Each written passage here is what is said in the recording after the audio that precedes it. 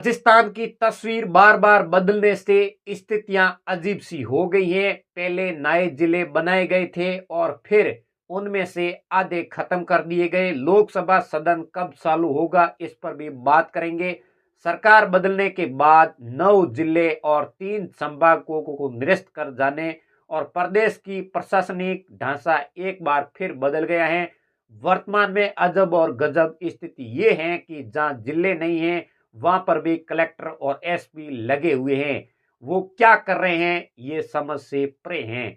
लाखों रुपए का मासिक वेतन पाने वाले आईपीएस और आईएएस अफसर उन पदों पर बैठे हैं जहां इन दिनों उनका कोई काम भी नहीं है। सरकार पद खत्म कर चुकी है लेकिन ट्रांसफर लिस्ट नहीं आने और उन्हें नई जिम्मेदारी नहीं दी गई है। 18 दिन पहले निरस्त हो गए थे 9 जिले और 3 संभाग।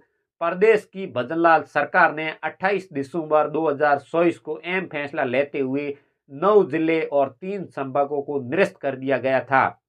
अगले ही दिन 29 दिसंबर को नोटिफिकेशन भी जारी कर दिया गया था, यानी अधिसूचना जारी करने के साथ ही 9 जिले और 3 संभागों को वास्तव में समाप्त कर दिया गया था। इसके बावजूद भी अभी तक निरस्त किए गए जिले और संभागों में भी एसपी और कलेक्टर रेंज आईजी लगे हुए हैं।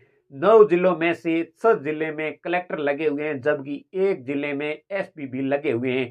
बांसवाड़ा, पाली और सीकर रेंज आईजी लगे हुए हैं जबकि हाल ही में रेंज समाप्त की गई थी। कौन कहां तैनात हैं आइए आपको बताते हैं। आईएएस शक्ति सिंह राठौड़ जिला कलेक्टर सासोर जिला निरस्त हो चुका है। आईएएस शरद मेहरा जिला कलेक्टर नीम का थाना जिला निरस्त हो चुका है।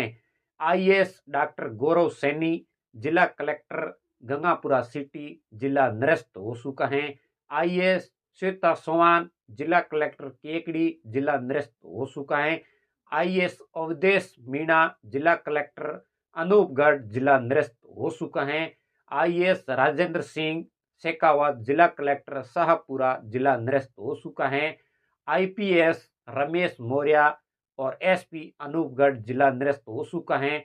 IPS S Parmila range IG Banswara range निरस्त हो चुका है और IPS Satyendra Singh range IG Sikar range निरस्त हो चुका है। IPS Pradeep Mohan Sharma deputy range IG Pali range निरस्त हो चुका है। IPS Prashant Kiran ST assistant SP लेव रेंज सीकर ऑफिस रेंज निरस्त हो चुका है। अब भजनलाल सरकार कब तक उनको दूसरी जगह भेजेगी, कब तक उनका मासिक वेतन दिया जाएगा, अब जानते हैं। और लोकसभा का संसद का बजट सत्र 31 जनवरी से शुरू होगा। पहले दिन राष्ट्रपति का अभिभाषण होगा और 1 फरवरी को बजट पेश किया जाएगा। बजट सत्र का पहला चरण 31 जनवरी से 13 फरवरी तक और दूसरा चरण 10 मार्च से 4 अप्रैल तक चलेगा। इसी दौरान वित्त मंत्री निर्मला सीतारमण देश का 8वां बजट पेश करेगी। हर बार की तरह इस बार भी 1 फरवरी को वित्त मंत्री एम बजट पेश किया जाएगा। इसी दौरान संसद के दोनों सदन में संयुक्त बैठक भी की जाएगी और वार्षिक सर्वेक्षण पेश भी किया जाएगा। बजट सत्र का दूसरा चरण 10 मार्च से 4 अप्रैल तक चलेगा। सत्र के दौरान दिल्ली चुनाव की दिल्ली संसद का कार्रवाई नहीं की जाएगी। वहीं 3 फरवरी के बाद से राष्ट्रपति अभिभाषण पर धन्यवाद प्रस्ताव भी को लेकर चर्चा भी की जाएगी।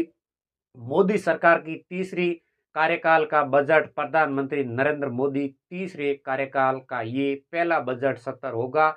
मोदी सरकार 18वीं लोकसभा चुनाव के बाद पूर्ण बजट पेश करेंगे। वहीं इसके पहले वही शीतकाल सत्र में भारी हंगामा हुआ था। संसद के शीतकालीन सत्र का ज्यादातर हिस्सा हंगामे के भेंट सट गया था। उसी दौरान सत्र के शुरुआती 4 दिन सदन की कार्रवाई स्थगित कर दी गई थी। शुरुआत में अदानी के मुद्दे पर विपक्ष के हंगामे और फिर आखिरी हिस्से में अम्बेडकर के मुद्दे पर और विपक्ष प्रदर्शन करते रहे दौरान धक्का मुक्की तक हो गई। हालांकि बजट सत्र के दौरान हंगामे में फिलहाल आसार नहीं दिखे रहे हैं और चुनौती कांग्रेस के सामने बिखरते नजर और ये इंडिया गठबंधन एकजुट रखने की होगी। और 26 दिन तक चला था शीतन कालानी 70 बीता शीतन कालानी, और 25 नवंबर से 21 दिसंबर 2024 तक चला था शीतन कालानी 70, और 26 दिन तक चला था। इसी दौरान लोकसभा की कुल 20 बैठक और राज्यसभा की 19 बैठक हुई थी। क्योंकि बात की जाए लोकसभा का बजट पेश में, आपको बता दें राजस्थान में इस बजट सत्र में कितना बजट पेश किया जाएगा, इस पर आप लोगों की क्या राय है वो भी हमें जरूर बताएं। और हमारा यूट्यूब चैनल पर वीडियो देख रहे हो तो सब्सक्राइब जरूर कर लें, और फेसबुक पेज पर देख रहे हो तो फॉलो जरूर करें। और अगले नए वीडियो मिलते हैं। राम राम, नमस्कार।